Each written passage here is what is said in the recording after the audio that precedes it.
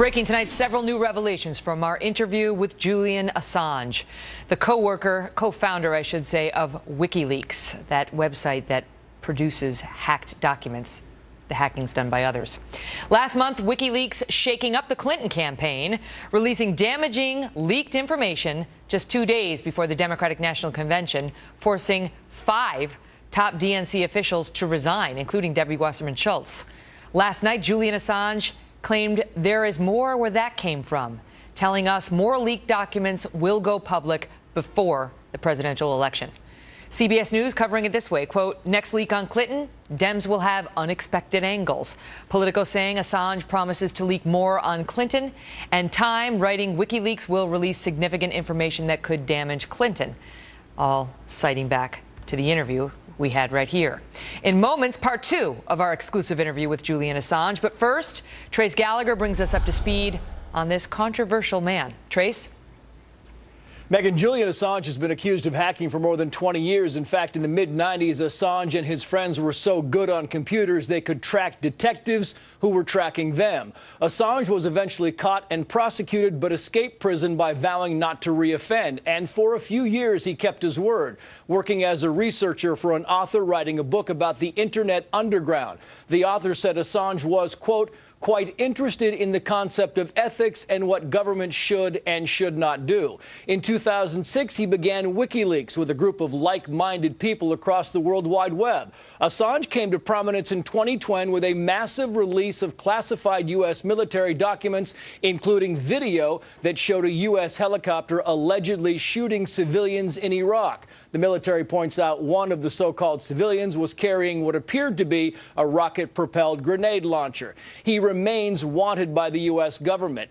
In 2010, Assange was also accused of rape and sexual assault in Sweden. The assault allegation had been dropped. The rape accusation stands. Assange claims the encounter was consensual, but fears that if he turns himself into the Swedes, he'll wind up extradited to the U.S., so he remains holed up at the Ecuadorian embassy in London. In July, WikiLeaks released hacked emails that showed the Democratic National Committee favoring Hillary Clinton over Bernie Sanders. That leak forced DNC National Committee Chair Debbie Wasserman Schultz to step down. And now Assange is threatening an October surprise for Hillary Clinton, promising to release documents that could affect the election. Watch. It's a variety of different types of documents from different types of institutions that are associated with the election campaign. Some quite unexpected angles that are quite interesting. Some even entertaining. Assange is promising to release the documents before the election, not so much to drop a bombshell at the perfect moment, but to fully vet the documents so they cannot be easily dismissed. Megan. Trace, thank you. And now part 2 of our exclusive interview with Julian Assange. We pick up our discussion on the fallout from WikiLeaks' release of those leaked DNC emails. Are you receiving more leaks now in the wake of what we saw, here in the U.S. election in July? Yes, every time, of course, that we have a big publication, there's a lot of reportage, and sources see this and they go, okay, WikiLeaks works. I'll give them my stuff. So that's a good thing. Unfortunately, it means that we're drowning, having to work around the clock. There was a lot of speculation here in the United States that perhaps Russia was behind the hack of the DNC. I know you're not giving up your source, but there was also speculation about whether your source was inside the DNC and whether it may have potentially been a man named Seth Rich who was killed. He was shot in what police initially said looked like a robbery just last month. You came out in an interview with Dutch television and mentioned Seth Rich in a discussion about whistleblowers and the need to protect them. And WikiLeaks, in fact, offered $20,000 for information leading to the arrest of Seth Rich's killer. Why are you so interested in Seth Rich's killer? We're very interested in anything that might be a threat to alleged WikiLeaks sources. The police have offered $25,000. We have offered $20,000. We're not saying that Seth death necessarily is connected to our publications. That's something that has to be established. But if there's any question about a source of WikiLeaks being threatened, then people can be assured that this organization will go after anyone who may have been involved in some kind of attempt to coerce or possibly, in this case, kill a potential source. Do you have any suspicions on who may have been behind his murder? We have received a variety of information. We will be forwarding that information to the police. I don't think the information so far is enough to start pointing any direct fingers. We don't want to compromise the police investigation.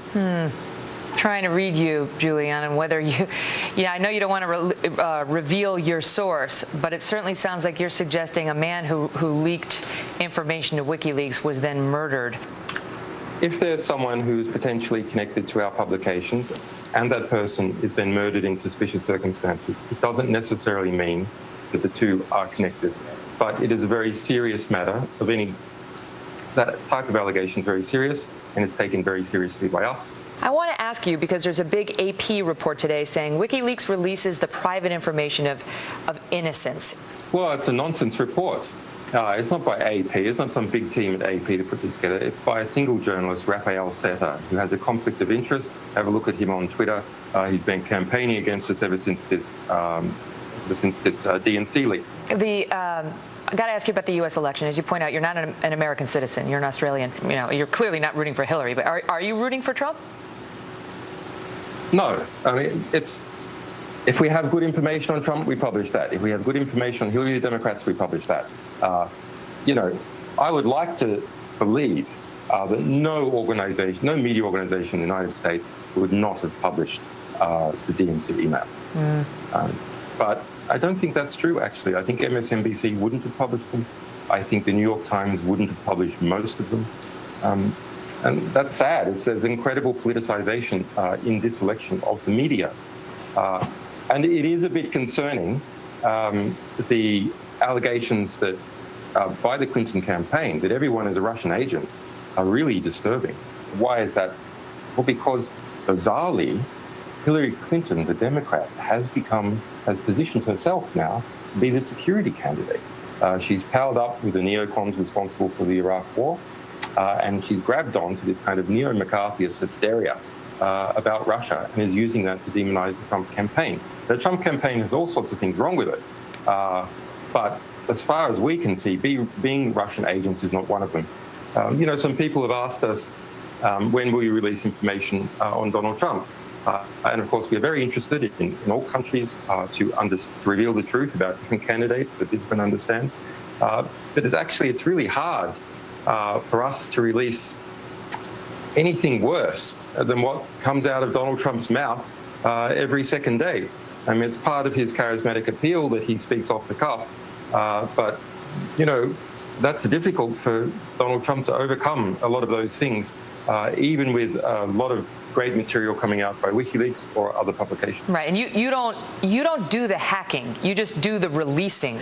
And there have been some leaks about our military, including one back in 2007 that was controversial. You guys released video of an Apache helicopter in Baghdad, and sure enough, the United States had killed 2 Reuters photographers, and some children were injured.